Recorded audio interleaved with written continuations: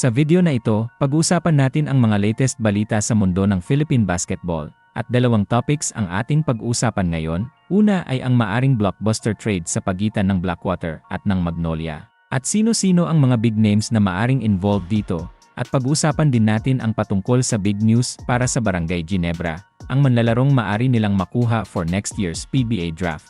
Tandaan, hawak ng Barangay Ginebra ang draft pick ng Terra Firma Jeep for next year. Na malamang sa malamang ay maging top pick yan in the year draft. Kaya heto, huwag na nating patagalin patarana at ating pag-usapan ang lahat ng iyan. Maaaring magkaroon ng trade sa pagitan ng Blackwater Bossing at ng Magnolia Hotshots. Hindi maikakaila na si Cedric Barrefield ng Blackwater ay isa sa mga may mataas na ceiling, mataas na talent, at may malaking potensyal na mas maging malakas pa sa liga pagdating sa mga gwardya. Para naman sa Magnolia, hindi na rin ganoon ka super offensive threat si Paul Lee, lalo na kung ikukumpara sa mga nakaraang taon niya sa liga. Kaya may mga ulat na maaaring habang maaga pa gamitin ng Magnolia bilang oportunidad ang medyo mataas pa ang trade value ni Paul Lee upang makakuha ng mas talented, mas bata, at may mas mataas na potensyal para sa mas mahabang panahon. At si Cedric Barrefield nga ang tila nasa kanilang option. Ngayon, pag-usapan natin kung gaano ba kagaling si Cedric Barrefield at bakit siya itinuturing na isa sa mga pinaka-promising guards sa PBA ngayon. Simula pa lang ng kanyang karera, agad nang napansin ng marami ang kanyang husay. May natural siyang bilis, kontrol sa bola, at kakayahan gumawa ng puntos kahit laban sa matitibay na depensa. Isa pa, may kumpiyansa siyang umatake sa loob at tumira mula sa labas. Maraming beses na siyang nagpakita ng matitinding performance, kabilang ang mga laro kung saan umabot siya ng higit 30 puntos. Sa mga ganitong laban, malinaw kung gaano siya kahirap bantayan at kung gaano niya kayang buhatin ang opensa ng kanyang team. Bukod sa scoring, magaling din si Barrefield magpasa at mag-set up ng plays para sa kanyang mga kakampi. Marunong siyang magbasa ng depensa at pumili ng tamang timing kung kailan ipapasa o kung kailan siya mismo ang atake. Kaya nga sinasabi ng ilang coaches na may game-changer potential talaga siya, isang uri ng guard na pwedeng maging sentro ng opensa ng isang team.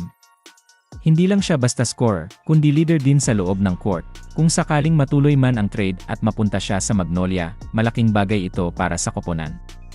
Sa tulong ng system ni Coach Chito Victolero, siguradong mas lalo pang mahahasa ang laro ni Barrefield.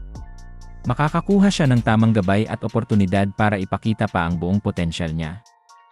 Sa edad at energy na meron siya, perfect fit siya sa direksyon ng Magnolia kung gusto nitong mag-retool at maghanda para sa mas mahabang future. Kaya hindi nakakapagtaka kung bakit si Cedric Barrefield ang isa sa mga unang pangalan na lumulutang kapag pinag-uusapan ang mga posibleng target ng Magnolia. Bata pa, talented, at may mataas na ceiling, tatlong bagay na gustong-gusto ng bawat team sa PBA. Kung bibigyan lang siya ng tamang pagkakataon, walang duda na kaya niyang maging isa sa mga top guards ng liga sa mga darating na taon.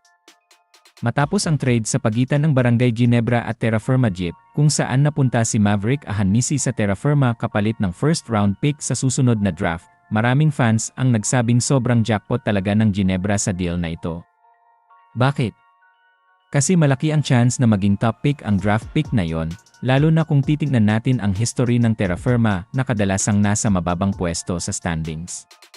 Ibig sabihin, posibleng makuha ng Ginebra ang isa sa mga pinakamagagaling na player sa susunod na draft class ng PBA na yon, kung sakaling mag-declare sa draft si Michael Phillips ng De La Salle, siguradong magiging isa siya sa top picks.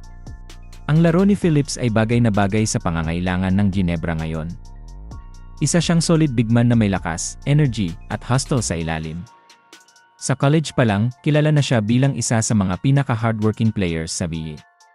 Marunong siya magbantay sa loob, mahusay sa rebounding, at laging nagbibigay ng effort sa depensa.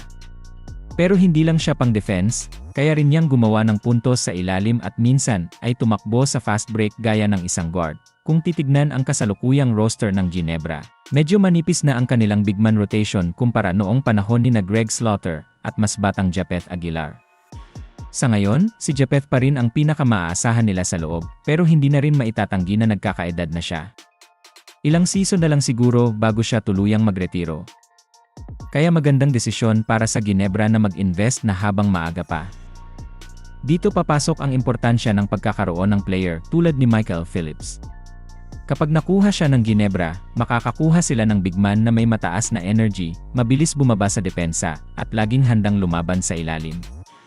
Malaki rin ang maitutulong niya sa sistema ni Coach Tim Cone, na kilala sa paggamit ng mga bigs na marunong magbasa ng laro at marunong magtrabaho sa loob ng team system. Sa intensity at disiplina ni Phillips, siguradong magiging fit siya sa Ginebra Basketball. Bukod doon, maganda rin ang timing kung sakaling makuha nga siya. Habang unti-unting bumababa ang minutes ni Japheth Aguilar, makakakuha ang Ginebra ng batang bigman na pwedeng i-develop bilang susunod na cornerstone ng team.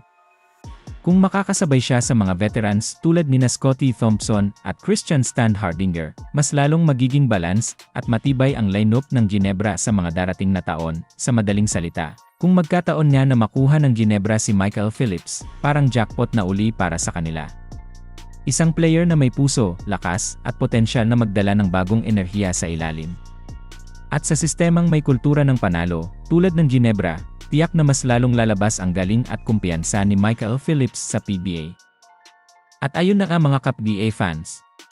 Kitang-kita natin kung gaano ka-exciting ang mga galawan ngayon sa liga, mula sa mga posibleng trade hanggang sa mga young players na may malaking potensyal tulad nina Cedric Barrefield at Michael Phillips. Talagang walang tigil ang pagbabago sa PBA, at bawat move ng mga teams ay may dalang bagong pag-asa at direksyon. Kaya siguradong marami pa tayong aabangan sa mga susunod na buwan. Kung gusto mong updated sa mga ganitong kwento, huwag kalimutang i-like, i-share, at i-subscribe. Marami pa tayong pag-uusapan tungkol sa mga players at teams na patuloy nagpapainit sa liga. Hanggang sa susunod, mga KAPBA fans, salamat sa panonood, at kita-kits ulit sa susunod na kwentuhan tungkol sa basketball. Sa video na ito, pag-uusapan natin ang mga latest balita sa mundo ng Philippine basketball. At dalawang topics ang ating pag-uusapan ngayon.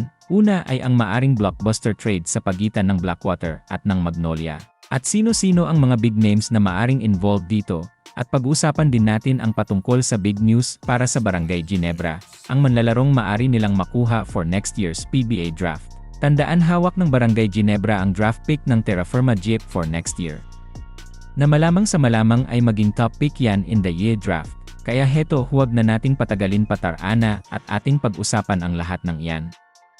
Maaaring magkaroon ng trade sa pagitan ng Blackwater Bossing at ng Magnolia Hotshots. Hindi maikakaila na si Cedric Barrefield ng Blackwater ay isa sa mga may mataas na ceiling, mataas na talent, at may malaking potensyal na mas maging malakas pa sa liga pagdating sa mga gwardya. Para naman sa Magnolia, hindi na rin ganoon ka super offensive threat si Paul Lee, lalo na kung ikukumpara sa mga nakaraang taon niya sa liga. Kaya may mga ulat na maaaring habang maaga paggamitin ng Magnolia bilang oportunidad ang medyo mataas pa ang trade value ni Paul Lee upang makakuha ng mas talented, mas bata, at may mas mataas na potensyal para sa mas mahabang panahon. At si Cedric Barrefield nga ang tila nasa kanilang option. Ngayon, pag-usapan natin kung gaano ba kagaling si Cedric Barrefield at bakit siya itinuturing na isa sa mga pinaka-promising guards sa PBA ngayon. Simula pa lang ng kanyang karera, agad nang napansin ng marami ang kanyang husay. May natural siyang bilis, kontrol sa bola, at kakayahan gumawa ng puntos kahit laban sa matitibay na depensa. Isa pa, may kumpiyansa siyang umatake sa loob at tumira mula sa labas. Maraming beses na siyang nagpakita ng matitinding performance, kabilang ang mga laro kung saan umabot siya ng higit 30 puntos. Sa mga ganitong laban, malinaw kung gaano siya kahirap bantayan at kung gaano niya kayang buhatin ang opensa ng kanyang team. Bukod sa scoring, magaling din si Barrefield magpasa at mag-set up ng plays para sa kanyang mga kakampi. Marunong siyang magbasa ng depensa at pumili ng tamang timing kung kailan ipapasa o kung kailan siya mismo ang atake. Kaya nga sinasabi ng ilang coaches na may game-changer potential talaga siya, isang uri ng guard na pwedeng maging sentro ng opensa ng isang team. Hindi lang siya basta scorer, kundi leader din sa loob ng court. Kung sakaling matuloy man ang trade at mapunta siya sa Magnolia, malaking bagay ito para sa koponan. Sa tulong ng system ni Coach Chito Victolero, siguradong mas lalo pang mahahasa ang laro ni Barrefield. Makakakuha siya ng tamang gabay at oportunidad para ipakita pa ang buong potensyal niya. Sa edad at energy na meron siya, perfect fit siya sa direksyon ng Magnolia kung gusto nitong mag-retool at maghanda para sa mas mahabang future. Kaya hindi nakakapagtaka kung bakit si Cedric Barrefield ang isa sa mga unang pangalan na lumulutang kapag pinag-uusapan ang mga posibleng target ng Magnolia. Bata pa, talented, at may mataas na ceiling, tatlong bagay na gustong-gusto ng bawat team sa PBA. Kung bibigyan lang siya ng tamang pagkakataon, walang duda na kaya niyang maging isa sa mga top guards ng liga sa mga darating na taon. Matapos ang trade sa pagitan ng Barangay Ginebra at Terra Firma Jeep, kung saan napunta si Maverick Ahanmisi sa Terra Firma kapalit ng first round pick sa susunod na draft, maraming fans ang nagsabing sobrang jackpot talaga ng Ginebra sa deal na ito. Bakit?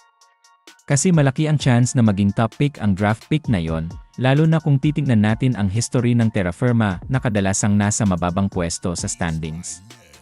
Ibig sabihin, posibleng makuha ng Ginebra ang isa sa mga pinakamagagaling na player sa susunod na draft class ng PBA. Ngayon, kung sakaling mag-declare sa draft si Michael Phillips ng De La Salle, siguradong magiging isa siya sa top picks. Ang laro ni Phillips ay bagay na bagay sa pangangailangan ng Ginebra ngayon. Isa siyang solid big man na may lakas, energy, at hustle sa ilalim.